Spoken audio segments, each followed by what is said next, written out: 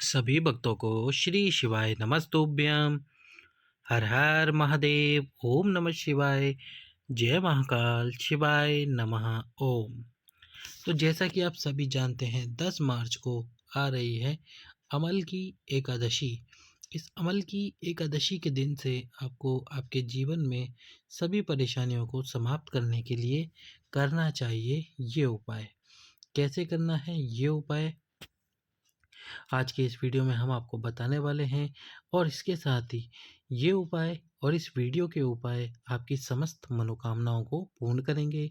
चाहे आपकी कामना संतान प्राप्ति की, वंश वृद्धि की हो, या और कोई कामना हो, या आपके जीवन में कोई कष्ट या तकलीफ चल रही हो, कोई दुख हो, कोई परेशानी हो, या आपको कोई रोग हो, तो फिर आप ये 3 स्थान यानी कि 3 विशेष स्थान वाला उपाय प्रारंभ करें। आपके जीवन से सभी समस्याएं, सभी समस्त परेशानियां, सभी दुख तकलीफ समाप्त होंगी धीरे धीरे करके। कैसे करना है? 10 मार्च सोमवार के दिन से आपको ये उपाय। तो चलिए शुरू करते हैं। तो सबसे पहले जो हम आपको उपाय बताने वाले हैं, उससे पहले आपको वीडियो को लाइक कर देना होगा, चैनल को सब्सक्राइब कर देना होगा, वीडियो को अधिक से अधिक लोगों के पास में शेयर कर देना होगा। तो सबसे पहले जो 3 विशेष स्थान हम आपको बताने वाले हैं, उसमें सबसे पहला उपाय है जल वाला उपाय। जल वाले उपाय का वर्णन हम आपको कैसे बता रहे हैं? जैसे कि आप प्रतिदिन भगवान शंकर के मंदिर में जाते ही हैं, जल समर्पित करते ही हैं। तो जब आप जल जैसे भी समर्पित कर रहे हो, आप वैसे समर्पित करें। बस उससे पहले एक छोटा सा कार्य करें। आपकी कोई कामना है, आपकी कोई अभिलाषा है, आपकी कोई इच्छा है, या फिर आप कि घर में कोई तकलीफ है, परेशानी है, घर में कोई विवाद चल रहा है, आप चाहते हैं वो जल्द से जल्द समाप्त हो, तो 3 विशेष स्थान पर आप जल ज़रूर डालें। भगवान शंकर के शिवलिंग पे जल समर्पित करने से पहले 3 विशेष स्थान कौन से हैं? उसमें सबसे पहला जो स्थान है, ये जो आप गोल भाग देख रहे हैं पूरा, ये जो पूरा गोल भाग आप देख रहे हैं, जैसे कि हम आपको दूसरी इमेज में दिखाते हैं, ये जो आप गोल भाग देख रहे हैं, ये यहाँ से लेके यहाँ तक का ये गोल भाग, ये भाग है वो पहला स्थान जिस पर आपको जल समर्पित करना है। कलश से दक्षिण दिशा में खड़े होकर उत्तर की तरफ मुख रख के जल समर्पित करना। और जब आप जल समर्पित कर रहे हो, तो इस प्रकार से जल समर्पित करना शुरू करना कि जो घड़ी की दिशा है उस दिशा में आप जल समर्पित करो। इस प्रकार से घड़ी की विपरीत दिशा, इस प्रकार से उल्टा, क्योंकि घड़ी इस प्रकार से चलती है क्लॉकवाइज, तो इस प्रकार से आपको जल समर्पित करना है। ऐसे उल्टा मत जल समर्पित करना, इस प्रकार से जल समर्पित करना। और ये वो पहला स्थान हो जाएगा जल समर्पित करने का। दूसरा जो स्थान है, दूसरा स्थान है ये चरण वाला स्थान। अब ऐसा नहीं कि आपको जो कलश का जल है वो सारा का सारा यहीं समाप्त कर देना है। मैंने आपको पहले भी कहा है कि जैसे आप जल समर्पित करने जाते हो प्रतिदिन, जल वैसे ही समर्पित करो, बस कलश में से थोड़ा सा जल इन 3 स्थान पर ज़रूर डालो। तो दूसरा स्थान हो गया भगवान शंकर का चरण। भगवान शंकर का जो चरण है, भगवान शंकर के जो चरण वाला स्थान है, यहाँ पर आपको थोड़ा सा जल डालना है इस पूरे स्थान पर। इसके बाद में तीसरा जो स्थान है वो है भगवान शंकर का शिवलिंग। इस शिवलिंग वाले स्थान पर आपको थोड़ा सा जल डालना है, बाबा से प्रार्थना करनी है, थोड़ा सा जल डालो, आपकी जो कामना है, जो अभिलाषा है वो करो। और इसके बाद कलश में जितना भी जल बचे वो आप अपने हिसाब से, अपने अनुसार समर्पित करें। आप जैसे भी समर्पित करना चाहते हैं उस प्रकार से जल समर्पित करें। इस प्रकार से ये 3 स्थान पर आपको जल समर्पित करना होगा। अब हम आपको बताते हैं दूसरा उपाय, जो कि मनोकामना पूर्ति के लिए है। इसमें आपको क्या करना है? तो इसमें आपको सबसे पहले 3 बेलपत्र लेने होंगे। और ये 3 बेलपत्र जो आपकी कामना आप करना चाहते हैं, उस कामना को पूर्ण करने के लिए सबसे पहला बेलपत्र जो आप समर्पित करोगे, वो समर्पित करोगे इसी स्थान पर। इस प्रकार से बेलपत्र समर्पित करोगे। पहला बेलपत्र यहीं समर्पित होगा, जैसे कि हमने आपको बताया ये गोल वाले भाग पर, यहीं पर पहला बेलपत्र समर्पित होगा। दूसरा जो बेलपत्र समर्पित होगा वो होगा भगवान शंकर के चरणों पर। जो हमने आपको चरणों वाला स्थान बताया है, इस स्थान पर दूसरा बेलपत्र समर्पित होगा। ये स्थान, यहाँ पर दूसरा बेलपत्र समर्पित होगा।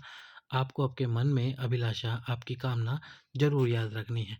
और तीसरा जो स्थान है वो है भगवान शंकर का शिवलिंग। इस शिवलिंग के ऊपर आपको तीसरा बेलपत्र समर्पित करना है, जिसकी दिशा आपको आपके विपरीत में रखनी है, यानी कि जिसकी डंडी की दिशा आपको आपके विपरीत में रखनी है। इस प्रकार से तीसरा बेलपत्र समर्पित करना है। अब जो गुरुजी ने उपाय बताया था वो ये बताया था कि मान लो कि कोई ऐसा व्यक्ति है जिससे चला नहीं जाता, यानी कि शरीर बहुत कमज़ोर हो गया है, उसके शरीर में बिल्कुल भी ऊर्जा नहीं है, शक्ति नहीं है चलने के लिए भी। तो उसको या तो आप स्वयं घर पर या कैसे भी करके भगवान शंकर के मंदिर के अंदर लेकर आ जाओ। अब गुरुजी ने कहा कि ये जो भाग है, इस पूरे भाग पर उसको अपना हाथ स्पर्श करना है।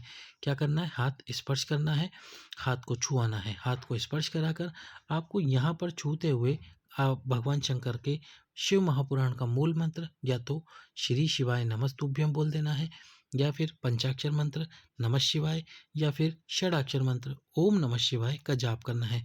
जाप आप अपने अनुसार कितनी भी बार कर सकते हो, 2, 3, 5, 7 जितनी बार आप करना चाहो। 10 यहाँ पर हाथ को स्पर्श कराकर उपाय करना। ये पहला स्थान है जहाँ पर आपको हाथ को स्पर्श कराना है। दूसरा जो स्थान है, और ऐसा नहीं केवल एक बार स्पर्श कराना, 1 दिन, 2 दिन, 3 दिन लगातार स्पर्श ज़रूर कराना। इसके बाद में दूसरा जो स्थान है जिसका वर्णन हमने आपको कई बार किया और अभी फिर से कर रहे हैं, भगवान शंकर के चरण वाला स्थान। चरण वाला जो स्थान है वो ये वाला स्थान है। इस स्थान पर आपको आपका हाथ लगाना है, लेकिन हाथ कैसे लगाना है? हाथ इस प्रकार से रखना नहीं है। इसमें आपको हाथ इस प्रकार से लगाना है कि आपकी उँगलियाँ इस तरफ रहेगी और आपका ये जो हाथ है वो इधर रहेगा। इस हाथ को यहाँ लगा देना। बाबा से प्रार्थना करना कि यदि आपके शरीर में कोई तकलीफ़ है या आपके शरीर ठीक से काम नहीं कर रहा या फिर आपके शरीर में ऊर्जा नहीं है, शक्ति नहीं है, तो बाबा से प्रार्थना करना। इसके बाद में तीसरा जो स्पर्श करना है वो शिवलिंग पे करना है।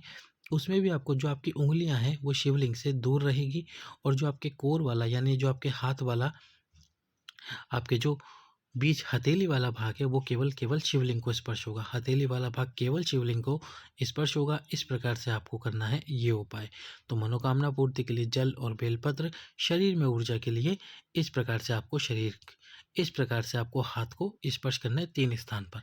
अब अंतिम, यदि अभी तक आपने हमारे इस वीडियो को लाइक नहीं किया है, चैनल को सब्सक्राइब नहीं किया है, तो वीडियो को लाइक करके चैनल को सब्सक्राइब कर दो।